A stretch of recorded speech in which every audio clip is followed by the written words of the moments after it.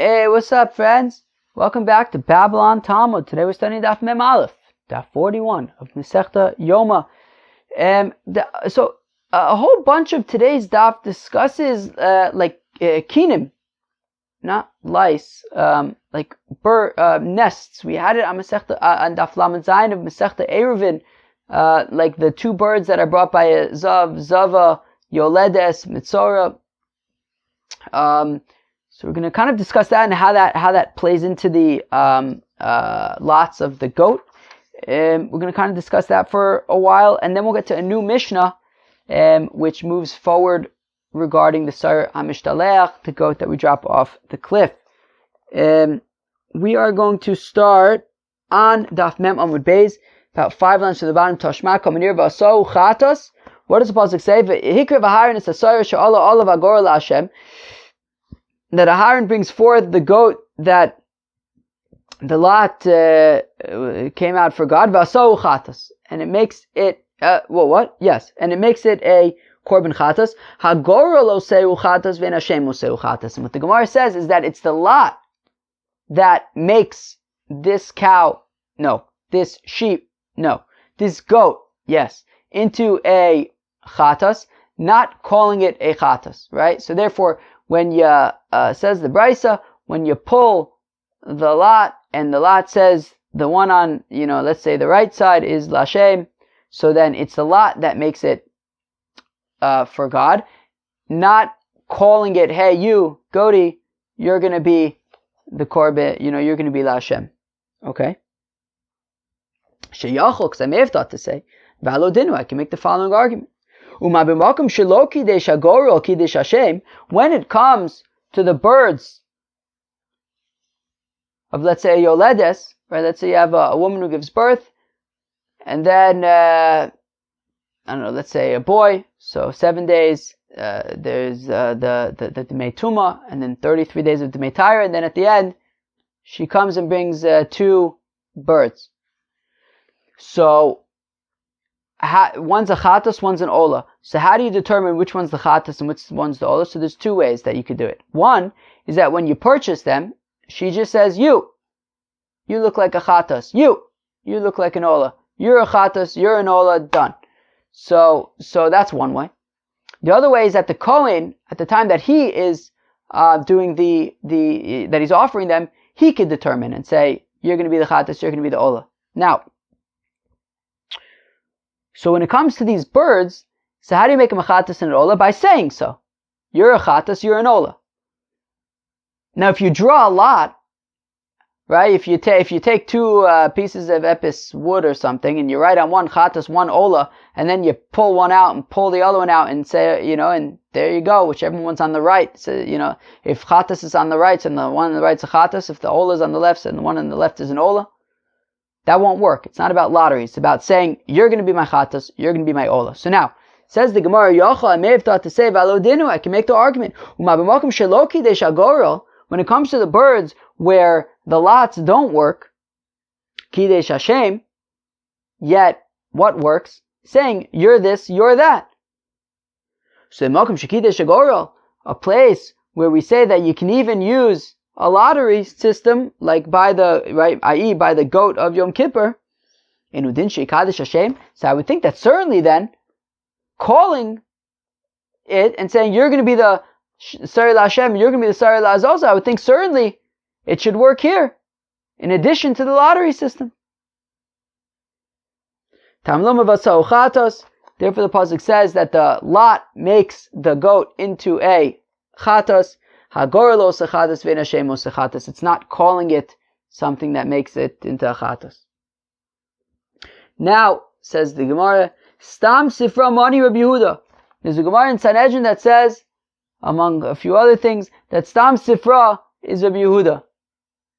That just like we say Stam Mishnah is Rabbi Meir, so Stam Sifra is Rabbi Yehuda. When you have a Medrash Halacha in Sefer Vayikra, so the default is that it's Rabbi Yehuda.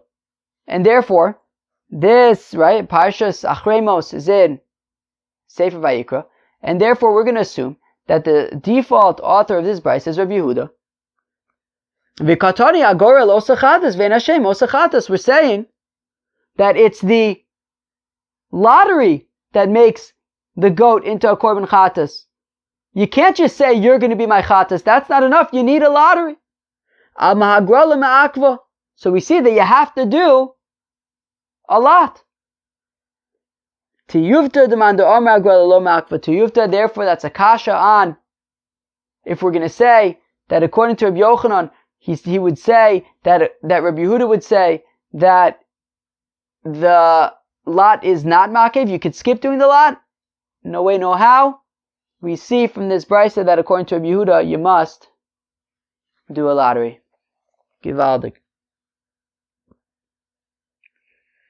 Omer Rav Chizda says Rav Chizda in Akinin misparshus ela oblekichas bailim obasiyas koyin. So as I said the other minute, that here's the opinion. I didn't quote it as Rav Chizda, but here's Rav Chizda's opinion, which is that when it comes to these birds, by Azav, Zava, Yoledes, Mitzora, Mitzoras.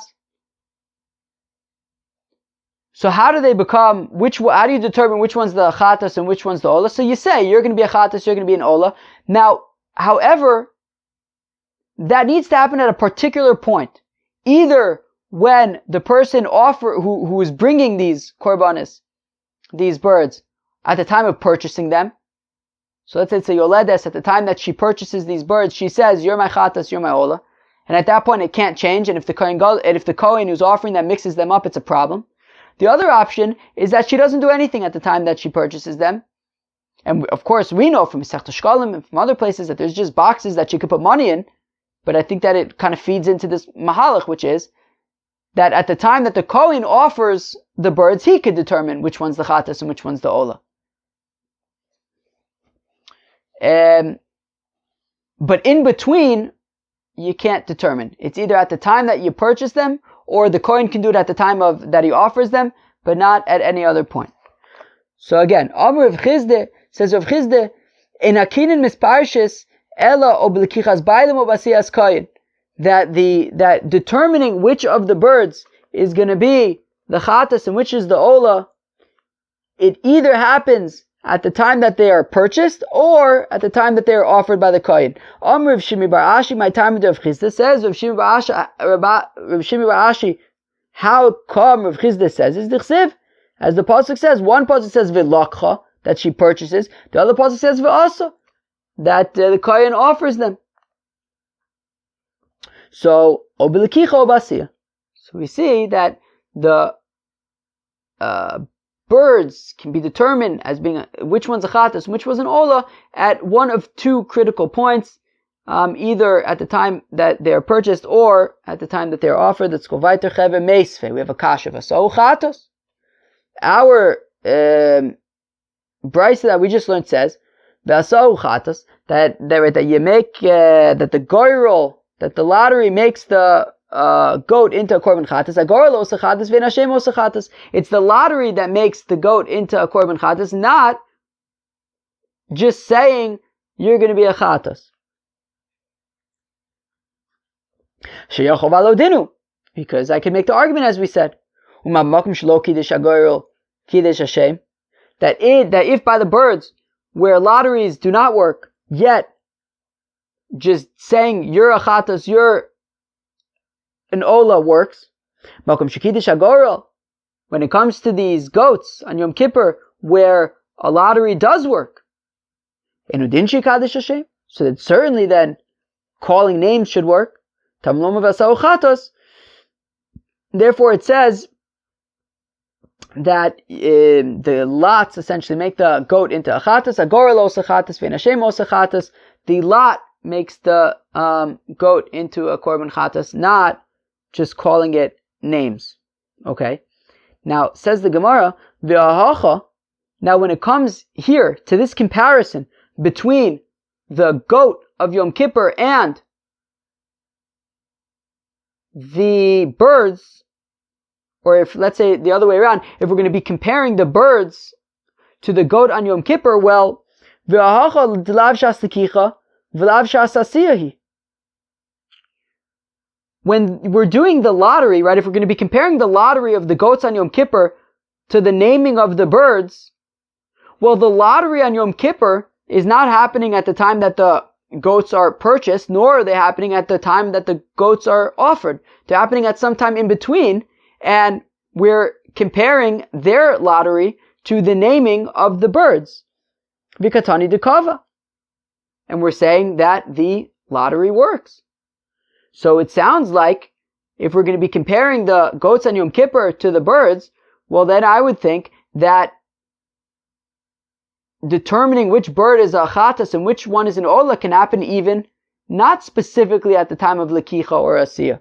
Or my Rava hachikamer says Rava, no, this is how you understand the comparison between the goats of Yom Kippur and the birds. Ma b'makom shelo kiddush agoro. If by the birds lotteries don't work, va'afilu b'shas lekicha va'afilu b'shas asiyah. Even if that lottery were to take place at the time that the birds were purchased or at the time that the birds were offered, kidesh Hashem b'shas lekicha v'shas asiyah, and yet calling each bird respectively, you're going to be my chatas, you're going to be my olah, works at the time of purchase or at the time of offering. So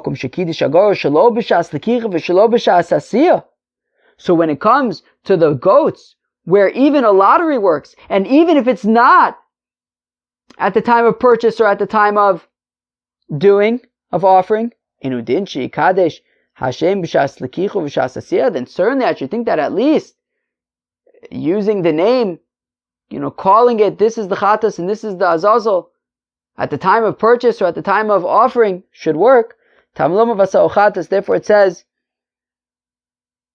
that it makes it into a chatas, agor lo chatas, ve'en Hashem os chatas, that the lottery makes it a chatas, not calling it a name. And therefore Rava kind of works the comparison to make sense with Rav Chizda that the naming of the birds is specifically at the time of purchase or at the time of offering. Tashma come in here, mitame mikdash, ani. So if you have a fellow who went into the Beis HaMikdash and he was tameh, now you're not allowed to do that. So you have to bring a korban. Now you bring a korban, what's called a korban olah v'yored. That depending on how much money you have in your bank account, that is what kind of korban you'll offer. If you have a lot of money in your bank account, so then you're going to bring a more expensive offering. If you have a little money in your bank account, so you bring a less expensive offering. And what we're saying here is that mitame mikdash oni, if you have a fellow who went into the Beis HaMikdash when he was tameh and he was poor, v'hifish moz lekino, and he set aside money for bird offerings, because that would be the least expensive kind of offering. V'hashir, and then he became wealthy. So now that he's wealthier, a wealthy person would, instead of bringing two birds, one chatas and one olah, he would bring an animal. He would bring an animal as a korban chatas, and that was more expensive. You don't have to bring two animals, you bring one animal as a korban chatas. So instead of two birds, one as a chatas and one as an olah, you'd bring one animal as a chatas. Okay, so again, he went into the Beis HaMikdash when he was tameh and he was poor. He set aside money that he was going to use to purchase birds, v'heshir, and then he became wealthy. Ve'achar kach omar, and then he said, elu l'chataso ve'elu le'olaso, at which point, once he was already wealthy, he then didn't change the offering that he was going to bring, but that is the point when he said, okay, this money that I set aside is going to be for my chatas bird, and this money that I set aside is going to be for my olah bird.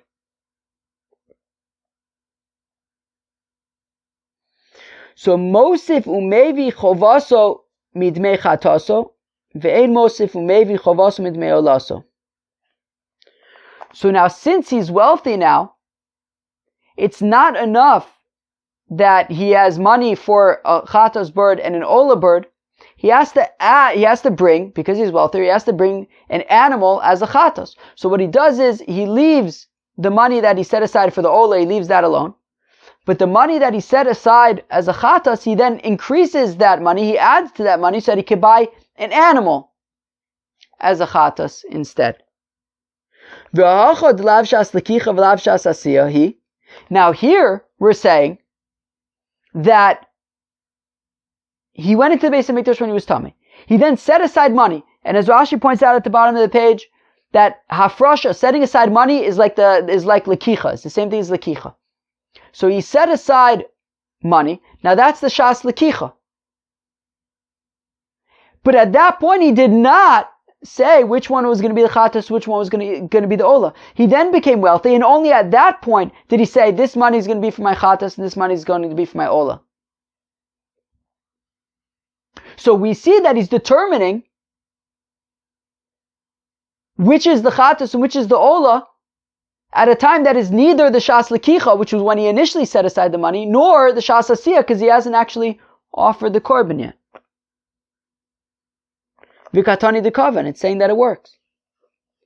Because we're saying that he said, he became wealthy, and then at that point he said, this money is going to be for chatas, this is going to be for an olah, and we say what? So he has to add on to it, but there's no disputing the fact that the money that he set aside for the chatas is money that's been set aside for the chatas, the money that he set aside for olah is money that's been set aside as an olah. We just say that the money that's been set aside as an olah, leave it alone and increase the money that's been set aside as a chatas.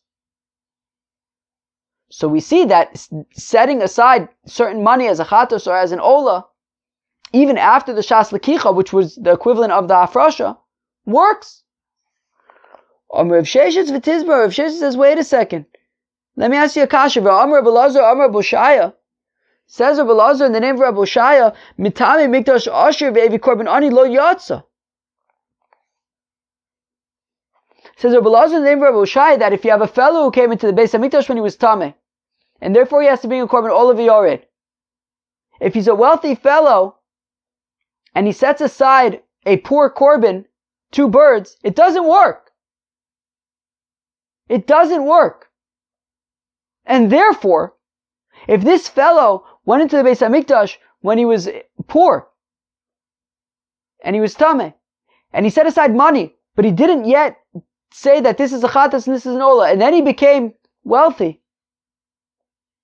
And when he's wealthy, he says, this money is going to be for my chatas bird, and this money is going to be for my olah bird.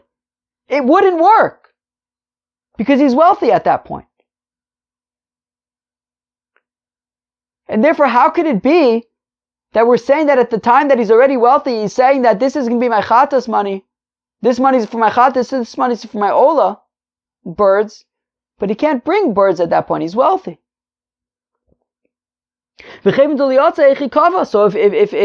he's not Yosei, then how are we saying that this money is in fact, let's say, for the chatas, and now he's got to increase it?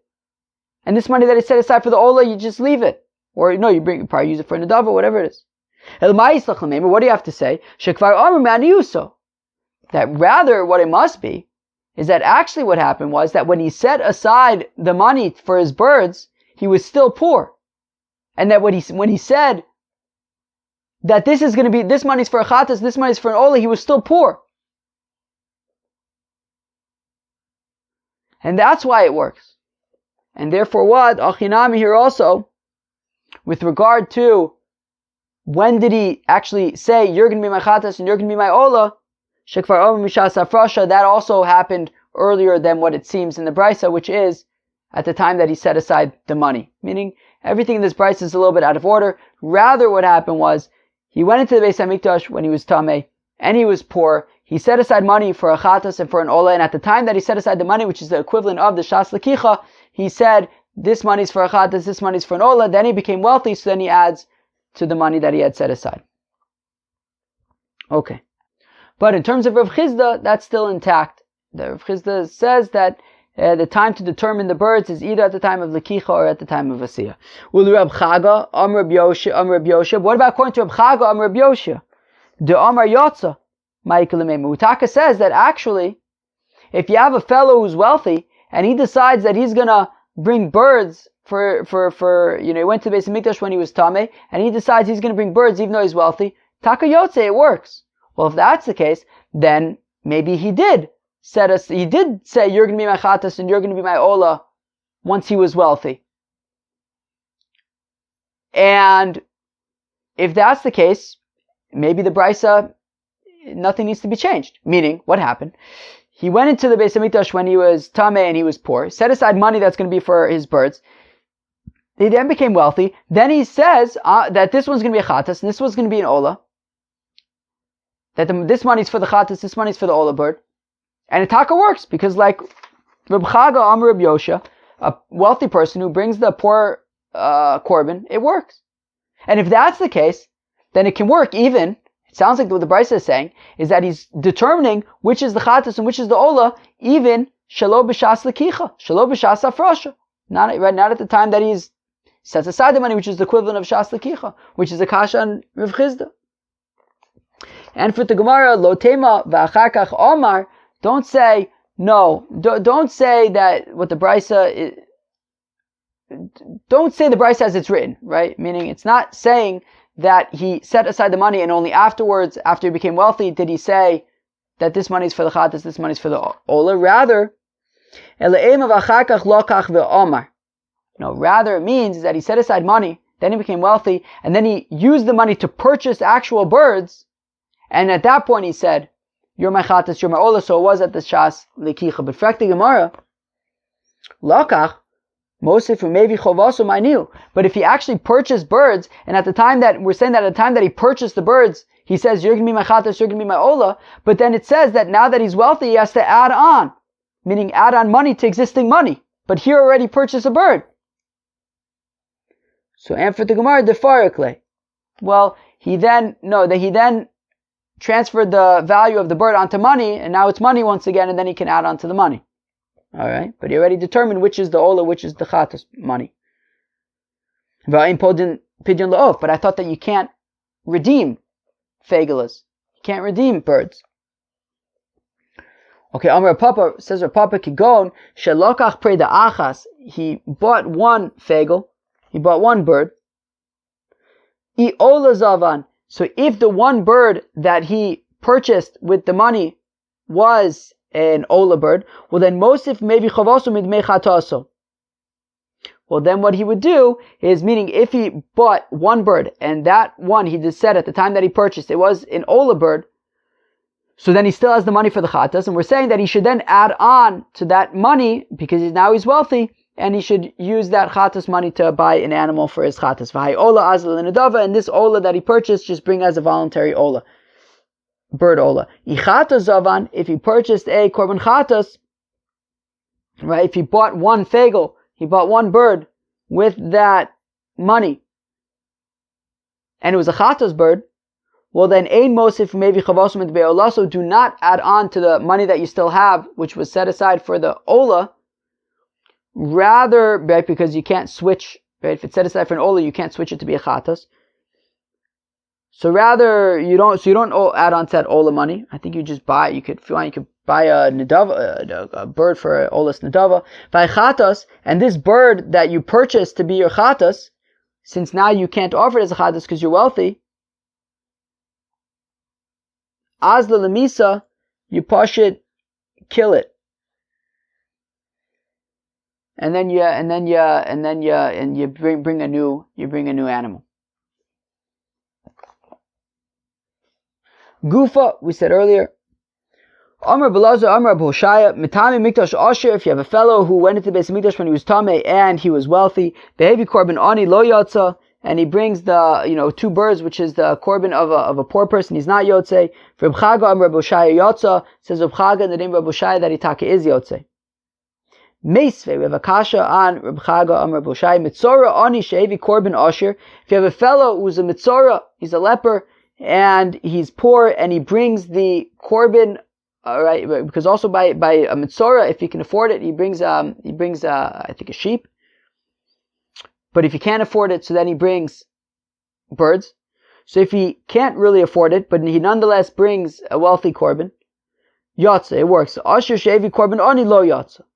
If he's wealthy although, and he brings the birds, it doesn't work. So we see taka a brisa that's saying that if you have by mitzora a fellow who's wealthy and he brings a poor korban, well then it doesn't work. So how could Reb Chaga be saying the name of Reb Yosha that it works? So shiny hasam dichsiv zos. So the Gemara says, well, it's different when it comes to mitzora because it says zos tia Torah sa mitzora. That zos, this, which is exclusionary, So this, if you have a wealthy person bringing a poor korban, it won't work. However, by like a yoledis, it would work. Fine. If that's the case, reishanami. But if that's the case, then also when it comes to a poor person who brings the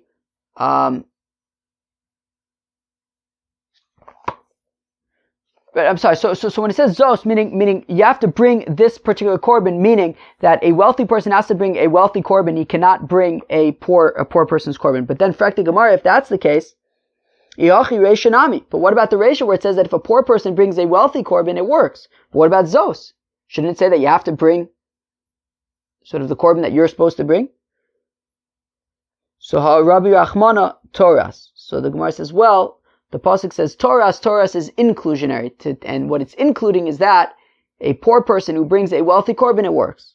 Be'atanya, and we learn in the Brisa Toras l'rabos mitzora ani shevi korban ashir, that when the pasuk says Toras, which is inclusionary, it comes to include a korban who a mitzora who's poor, who brings a wealthy person's korban, that it works. Is it possible that even a wealthy person who brings a poor person's korban, it would be okay? Therefore it says zos to exclude that case, to say that a wealthy person cannot bring a poor person's korban. But then why don't we learn out from mitzora and say that, also let's say by yoledes, that if why are we talking about yoledes? No, I'm sorry, by mitame mikdash. That if you have mitame mikdash and he sets aside and he's wealthy and he sets aside, right? Whoa! Oh my gosh, my brain stopped working. Meaning, so if we're saying that when it comes to mitzora, if you have a wealthy person who sets aside a poor person's korban, we're saying it doesn't work because it says zos.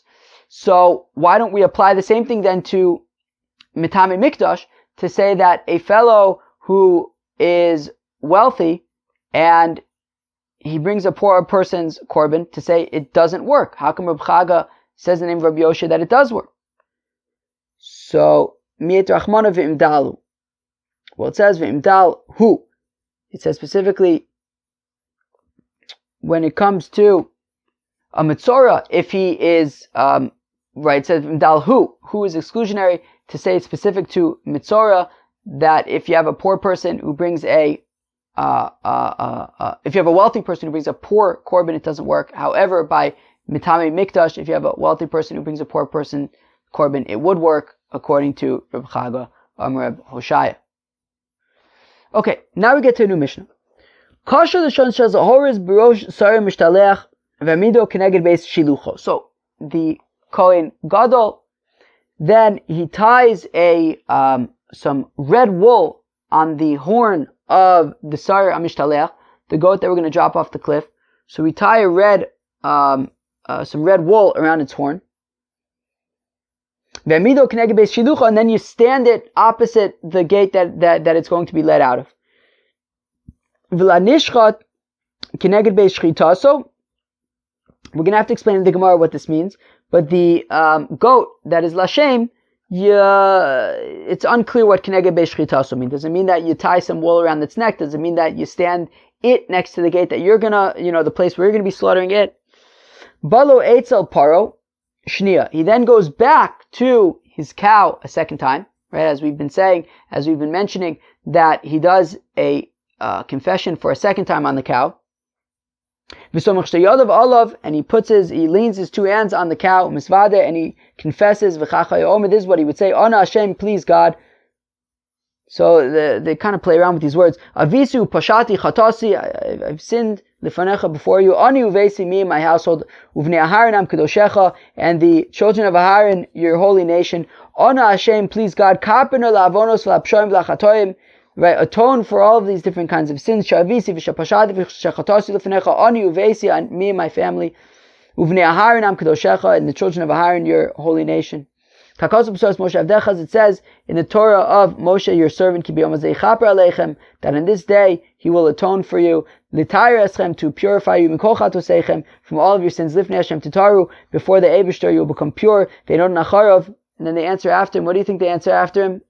Blessed is the honorable name of his kingdom for all eternity. So as I mentioned when we were reading the Mishnah a minute ago, so we say that you tie some wool around the horn of the goat that you're going to drop off the cliff, and then you put it next to the gate that you're going to lead it out of. And it says, and also, basically says, and also by the Sa'ir Lashem. Now, and also what by the Sa'ir that's for God? Also that you put some wool on this goat, or that also you put it where you're going to be slaughtering it? So, Tashma Kaminir the Amr of Yosef, that Rav Yosef had gesagt, Kosher Lashon Shel Zahor Be'osh Sa'ir Mishtaleach, that he tied some wool, some red wool, on the horn of the goat that you're going to drop off the cliff. Ve'amido keneged beis shilucho, and you stood and he stood it by the gate where he was going to be led out of. V'lanishchad keneged beis shchitaso, and also by the Sa'ir Lashem, shelo yisarev zebazeh v'lo yisarev b'acherim. How come? The reason being, so that the Sa'ir Lashem and the Sa'ir HaMishtaleach should not get mixed up which one's which, and also that the Sa'ir Lashem should not get mixed up with any other animals that may have been there. So if we're going to say that what it means when it says V'anishchat keneged be'shchitaso, if we're saying that it means that you tie some wool around its neck, well then that makes sense.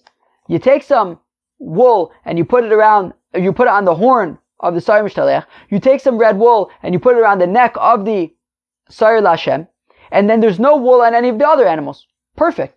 So I know which one's the Sa'ir Mishtaleach, I know which one is the Sa'ir Lashem, and I know which are all the other animals. But if we're saying that you stood the Sa'ir Mishtaleach by where you're going to lead it out, and you stood the Sa'ir Lashem where it was going to be slaughtered, I understand why the Sa'ir Lashem would not get mixed up with the Sa'ir Mishtaleach. The Sa'ir Mishtaleach has red wool tied around its horn, and the Sa'ir Lashem does not. The Haikatur Bey V'Lo Katur Bey, because this one's tied with wool and this one isn't. But Ba'achrine Mias Mi'arif. But nonetheless, the Sa'ir Lashem could theoretically get mixed up with all the other animals. So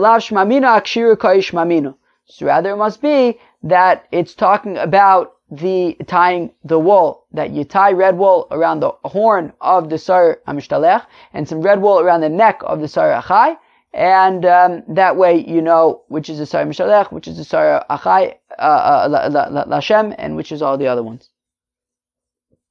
Rabbi Yitzchak says, Rabbi Yitzchak, Shtei Lishonas Shamati, I've heard about two scarlet wools, two red wools. Achas shel pareh, v'achas shel Sa'ir HaMishtalech. There was red wool when it came to the Para Aduma, and there was red wool when it came to the Sa'ir Mishtaleach. Interestingly, it doesn't say anything about the Sa'ir Lashem. Okay? Achas tzui chashir v'achas eina tzui chashir. Now, one of them, either for the Para Aduma or for the Sa'ir Mishtaleach, one of them needs a certain amount of wool. One of them doesn't need a certain amount. It could be any amount. And I don't know which one requires a certain amount and which one doesn't. Rav Yosef Nechzeonon says Rav Yosef, well, let's see. Well, by the Sa'ir HaMishtalech, we're going to have to divide the wool in half. And because we're going to have to break it into two, so it should need a certain amount. But by the Para Aduma, which you don't have to divide it, so therefore it shouldn't require any particular amount. Okay. But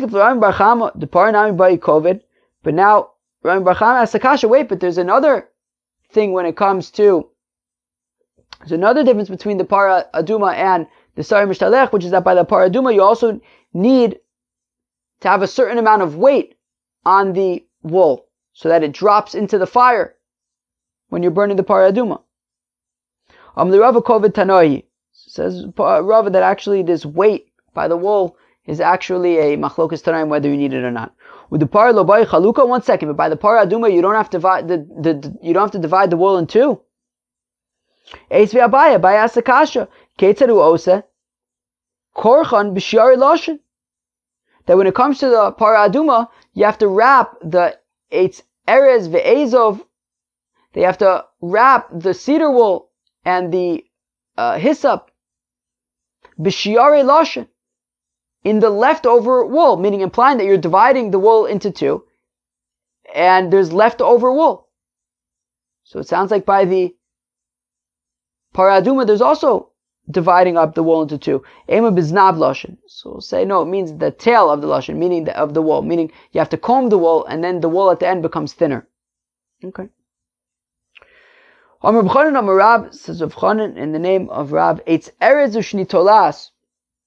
That you have, if you have the cedar wool and the and if you have the cedar wood and the red wool, shekalatasan shalheves kshera, that if they just kind of like in the air, the fire chopped them and they got incinerated, then that's okay. Meisveb, we have a caution is havev aloshin maybe loshin acher mekadesh.